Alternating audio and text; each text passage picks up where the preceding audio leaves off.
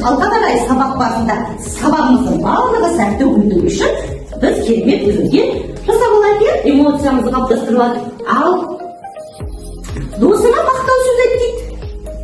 Кім айтады досыңа мақтау сөз? Досыңа күлімдеп қара дейді балалар. Бүгін біз топқа бөлініп алу үшін, саяхатқа шығу үшін біздің командамыз, тобымыз не болу керек? Мықты команда жасақтап алуымыз керек. Әрқайсымыз.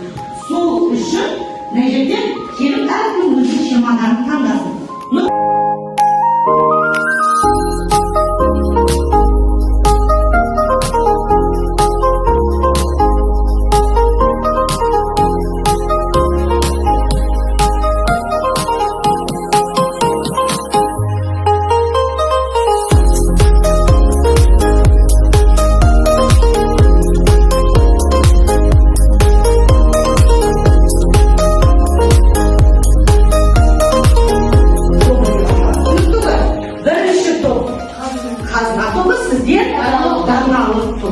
Өте жақсы болды. Келді келесі.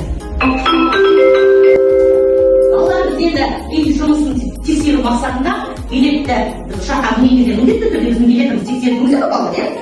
Міндетті түрде тексеруге өтеміз. Сол сияқты сіздерді ашық сауатқа жіберу үшін нәтижеде денсаулыққа пысықтау сұрақтар қояйын. Соған жауап береміз. Нұрдәулет Ақыш деген кім? Жазушы. Я дұрыс айтасың. Нұрдәулет Ақыш жазушы. Нұрдәулет Ақыш қайда және қашан дүниеге келген? 1920 жылы 17 мамырда шығыс қазақстан облысының маңырақ ауылында дүниеге келген. Маңырақ ауылында дүниеге келген. Нешінші жылы дедім? 1920 жылы. Өте жақсы. Нұрдәулет Ақыштың қандай шығармалары бар? Мал әжем қайда? Қазақстан мұғалімі. Сосын балауса қазақ әдебиеті, халық күйі өте көптеген шығармалар бар екен, иә? Осы келесі сұраққа көшеміз. Нұрдәулет Ақыштың әже туралы жазылған қандай шығармасы бар? Қайда? Балалар, біздің ұғымымызда, сендердің ұғымдарында ағыз әже қандай? Ағыз әже сендер үшін қандай көзалдарында? Қандай әже дейсіз?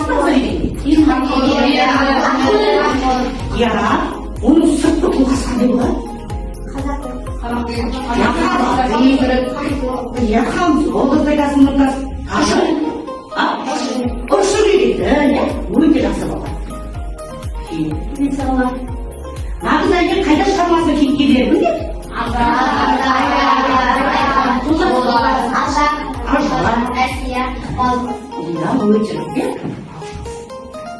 Сол кейіпкерлердің барлығымен жұмыс жасаймыз. Нағыз әже қайда шығармасының жанры қандай? Әңгіме болады. Өте жақсы. Бізде жанры бар. Повесть, роман, новелла, әңгіме, очерк деп білеміз ғой, иә? Өте жақсы.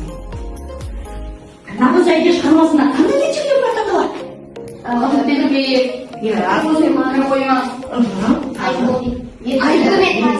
Түркімен тазы, өте жақсы болады. Суреттерде не көріп тұрсыңдар? Суреттерге қарағанда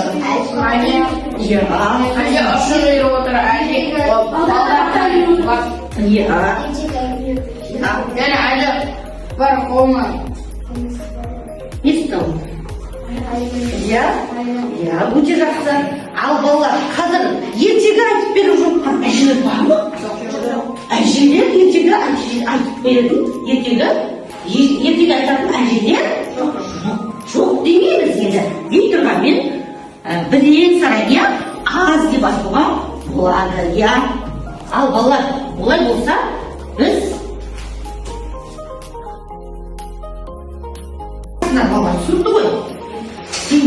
Ал екінші бағмалықты сіздер кейіпкерлерге не істейсіңдер? Не істеме бересіңдер. Түсініп қоя, біздің шығармадағы басты кейіпкерлеріміз кімдер? Сосын Азап деген кім? Қыздардың әкесі. Қыздардың үлкені кім? Қазір осы әңгіме барысында жақындаймыз. Көптің жұмысты жасаймыз.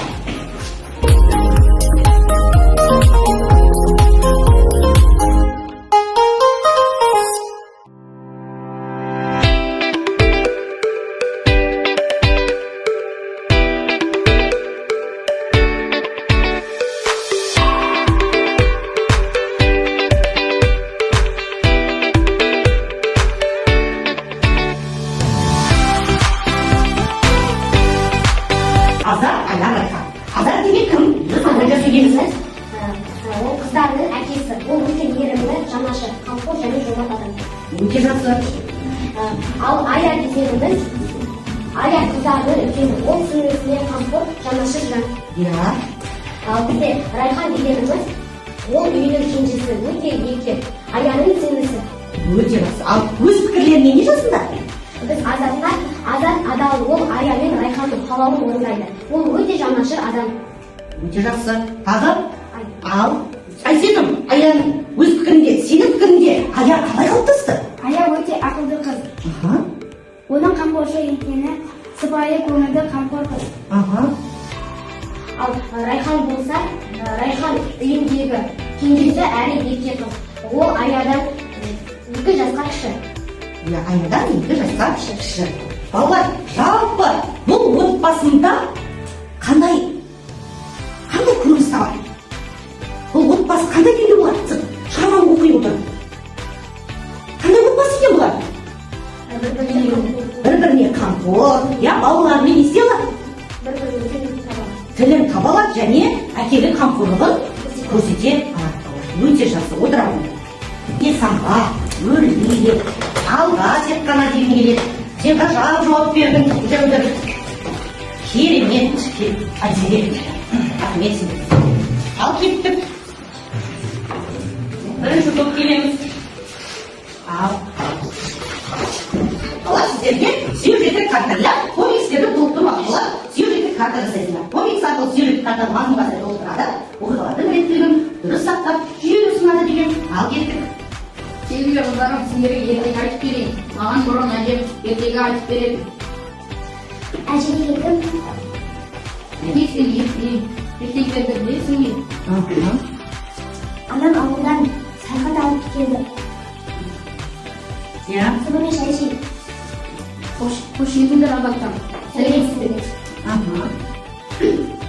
Мен жолдасымның үйіне барғанда нағыз әжені көрсетемін.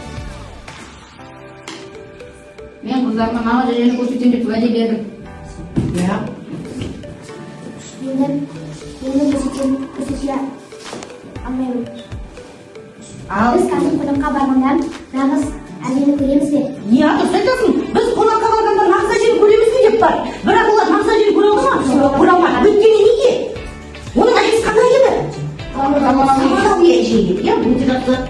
Ал Сізге ертегілерді кім айтып берді? Қызыл тепек, ертөсі, құйыршық ертегілерін біледі. Ол ертегілерді сізге анаңыз айтып берді. Бұл жерде ең соңғы қорытынды бөлім бойынша не дейді? Мен қыздарыма нағыз әжені қайдан көрсете Қорық жаяды сосын.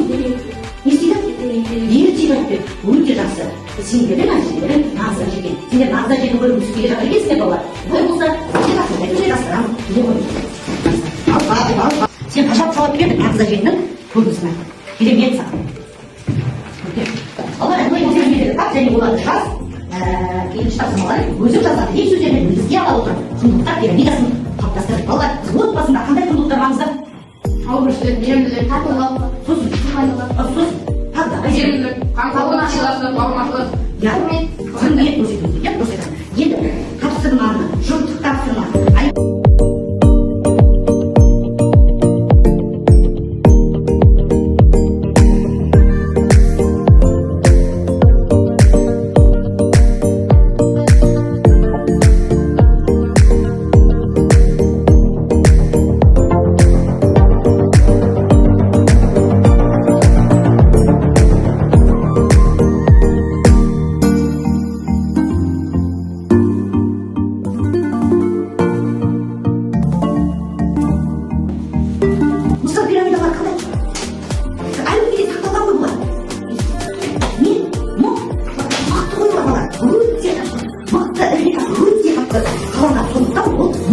Сендер отбасы мықты болу үшін оның құндылықтары ішіндегі өте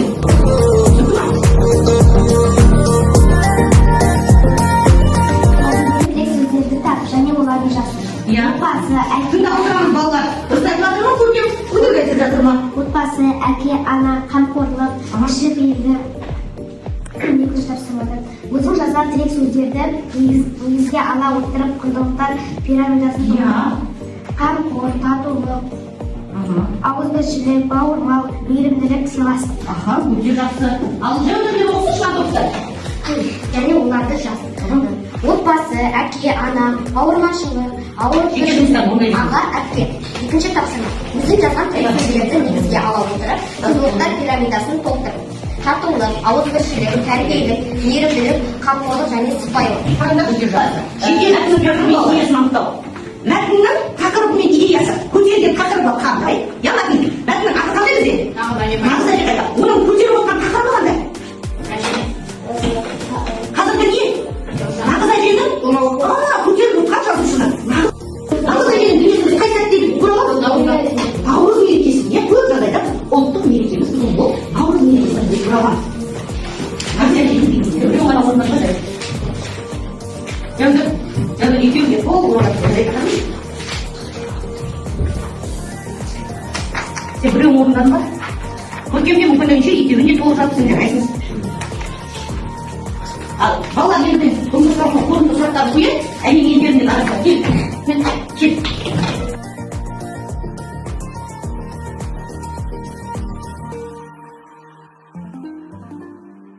Ayah, Raihan, Azad, Putra. Келесі, жәудір келеміз ба? Әңгімеде әже бар ма? Иә, ол жолдастың әжесі. Жолдастың әжесі бола ма? Анасы. Өте жақсы, жолдастың анасы. Келеміз Айзере.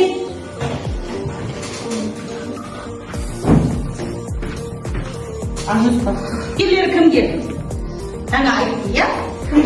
Азат, Аян, Райхан. Жолдағы. Қағымы? Жолдар, аға, тағымы. Әже, кімнің анасы? Жолдасы. Отыра, келесі. Қандай болады? Менің ойымша нағыз әже қамқор, ақкөңіл, мейірімді, ертегі айтып беретін, қазақи нақышта Кейін. Жақсы, отыра.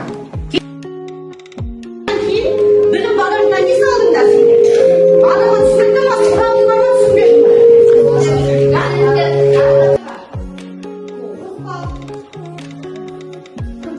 Көргенде 10 бал. Мұрзатқа 7 бал. Айсезімге 8 бал. Нұртасыға 7 бал. Жәудірге 10 бал.